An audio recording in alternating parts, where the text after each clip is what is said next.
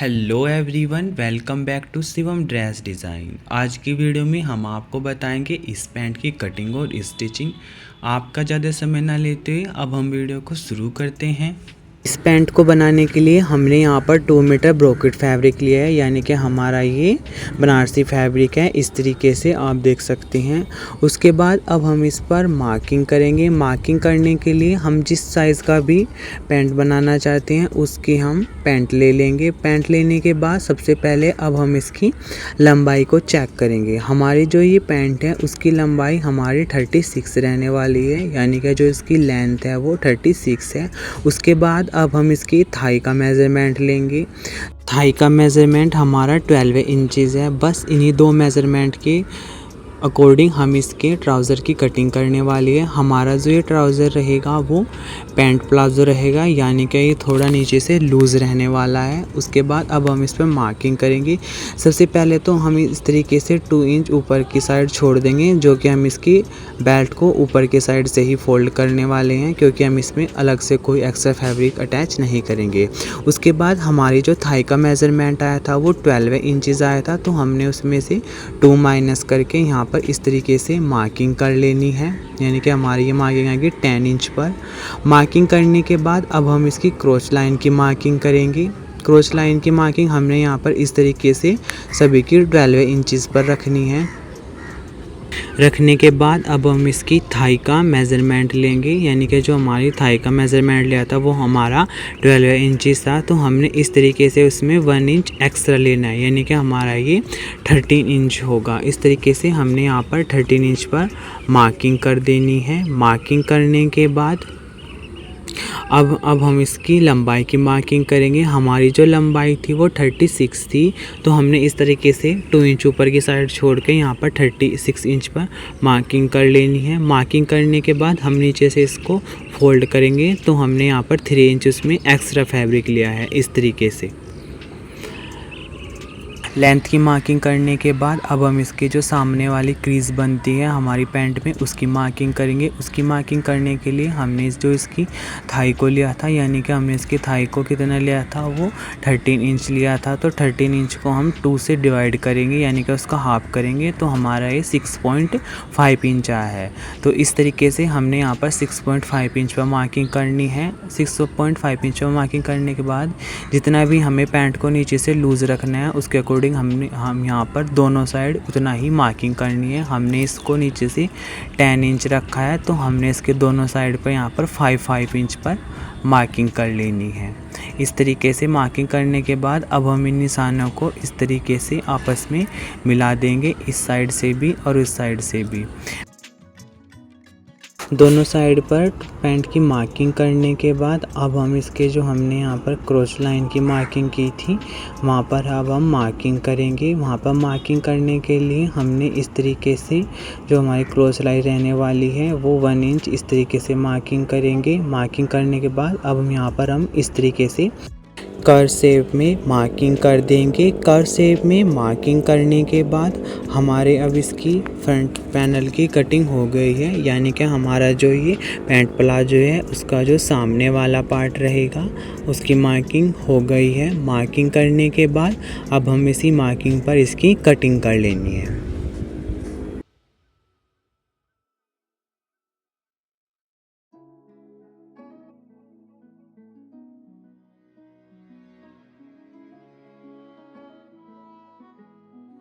Cutting करने के बाद अब हम इसके बैक पार्ट की कटिंग करेंगे, यानी कि जो हमारा इसका बैक में फैब्रिक आने वाला है उसकी कटिंग करेंगे। उसकी कटिंग करने के लिए हम सेम जो हमने फ्रंट पार्ट की कटिंग की है उसी से ही हम इसके बैक पार्ट की कटिंग करेंगे। बैक पार्ट की कटिंग करने के लिए हमने फैब्रिक को इस तरीके से 2 फोल्ड में कर लेना है। सेम इसी तरीके से करने के बाद सेम उसके ऊपर हम यहाँ पर इस तरीके से जो हमने कटिंग की थी फ्रंट पल्लो की उसको रखेंगे।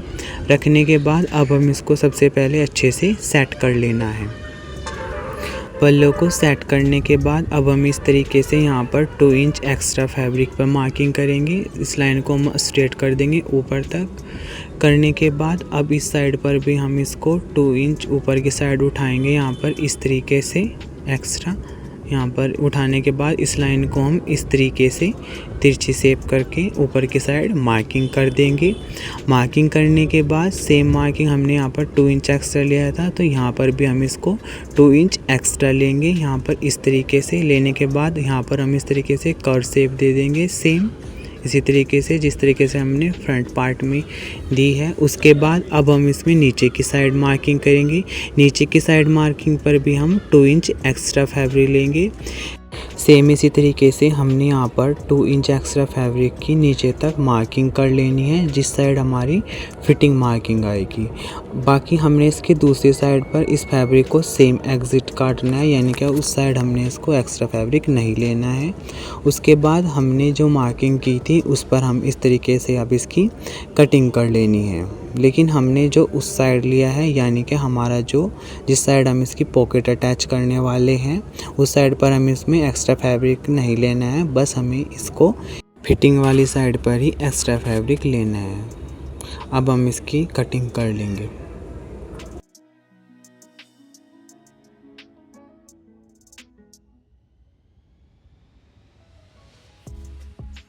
इस साइड से हम इसको सेम एग्जैक्ट जिस तरीके से हमारे फ्रंट पल्ले की मार्किंग और कटिंग की थी सेम कटिंग कर लेनी है।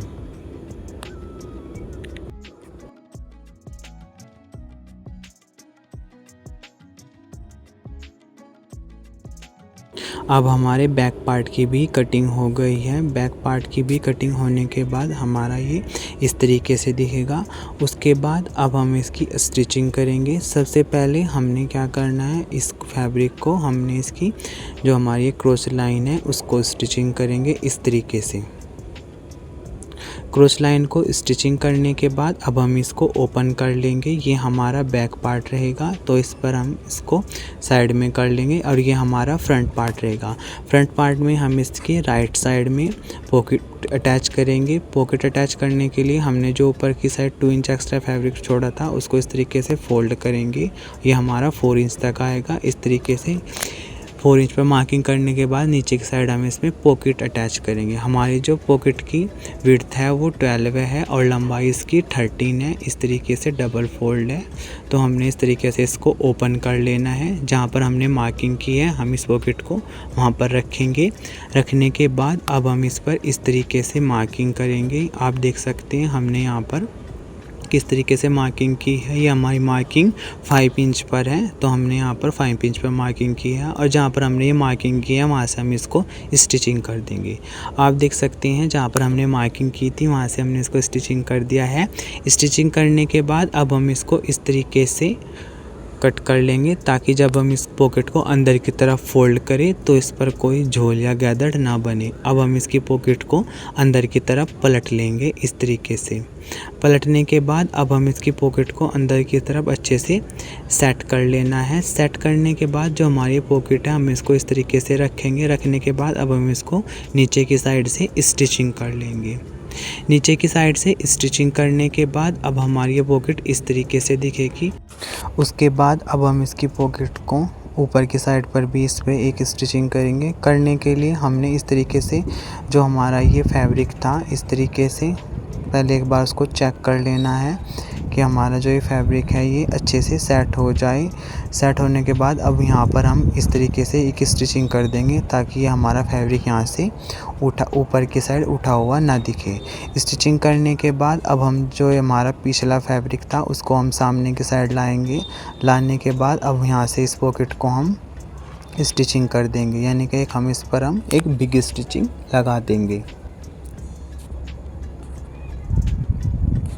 बिग स्टिचिंग लगाने के बाद अब हमारी ये फ्रंट पल्ले पर इसकी पॉकेट की स्टिचिंग हो गई है। स्टिचिंग करने के बाद अब हम इसका बैक पार्ट लेंगे। बैक पार्ट लेने के बाद अब हम इसकी स्टिचिंग करेंगे। यहाँ पर इस तरीके से रखेंगे हम इसको बैक पार्ट को फ्रंट पार्ट के ऊपर। रखने के बाद अब हम सबसे पहले इसको साइड से स्टिचिंग कर लेंगे। यहाँ से इस तरीके से दोनों साइड से हम इसकी स्टिचिंग कर लेंगे।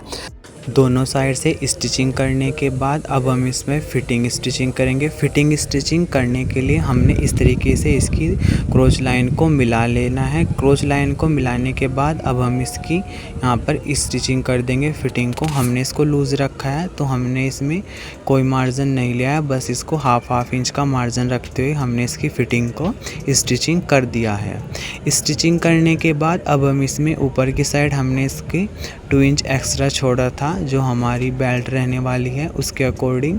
तो हमने यहाँ पर एक लास्टिक ली है, जो हमने लास्टिक के मेज़रमेंट यानी कि हमारी जितनी भी हिप रहेगी उसमें हमने 4 माइनस करके लास्टिक को लिया है। लेने के बाद अब हम इस लास्टिक को इस तरीके से इसके अंदर डाल के यहाँ पर डबल फोल्ड करके राउंड में लास्टिक को स्टिचिंग कर देंगे। लास्टिक को स्टिचिंग करने के साथ साथ जो हमारी ये पॉकेट है हम इसको भी इस तरीके से इसके अंदर स्टिचिंग कर देना है।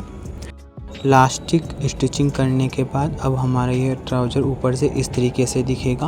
उसके बाद अब हम इसकी बॉटम को स्टिचिंग करेंगे। बॉटम को स्टिचिंग करने के लिए हमने इसकी बॉटम को इस तरीके से अंदर की साइड डबल फोल्ड कर लेना है। डबल फोल्ड करने के बाद अभी हम यहाँ पे इसको राउंड में स्टिचिंग कर देंगे।